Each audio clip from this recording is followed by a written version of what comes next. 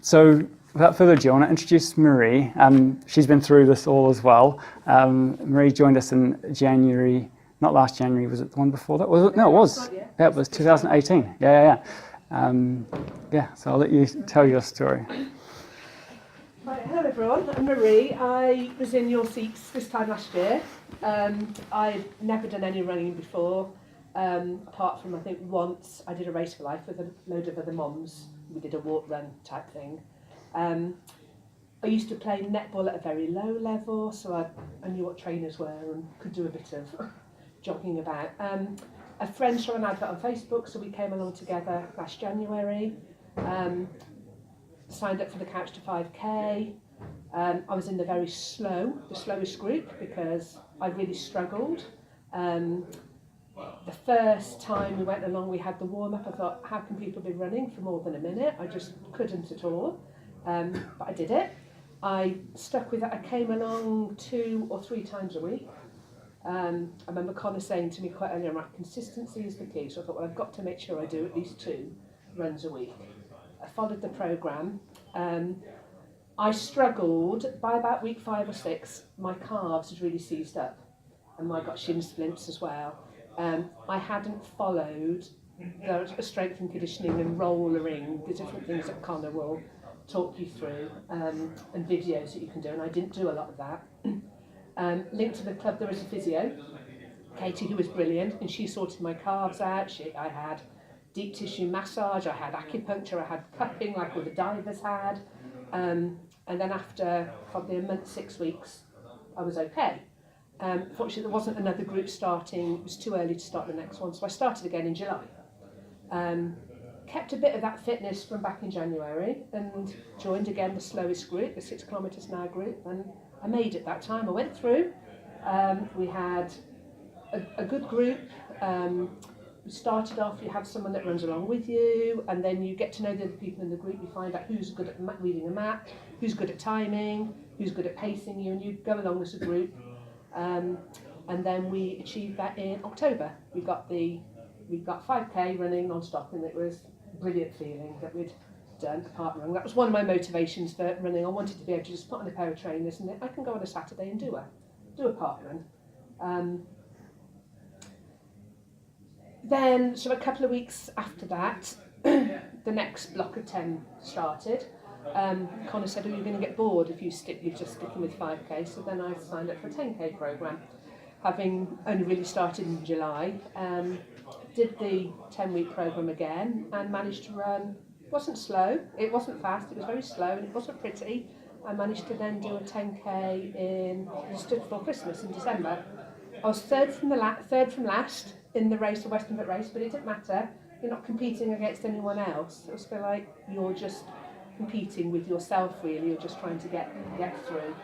At the Tuesday runs and the Thursday runs, I'd always be the last or near the back, but it didn't worry me. Everyone else is very supportive. You'd get people saying, oh, well done, keep going. It's a very friendly club. There's not any cliqueiness at all. You've got the good runners who will be cheering you on, the slower runners, you will gee each other along as well. The Facebook group is really good. There's little closed Facebook groups for different speed groups that go in, and there's a slower Couch to 5K and a faster Couch to 5K, and then different runner groups for non-stop runners. People can post pictures of, if you've got a watch, or there's a free app you can get on your phone as well, you can download. People post pictures of their run and comment to each other. It's the running bit. One of my main motivations was, well, I wanted to lose weight and I hit 50 and I wanted to get fitter as well. As part of the Cheltenham Running Club, as well as the physio, Katie, who's attached to it, Connor's wife, George, runs an Eat to Run programme. I think she does about 3 or 4 a year, doesn't she? So it's like a 3-week block, and I've signed up for 2 or 3 of those.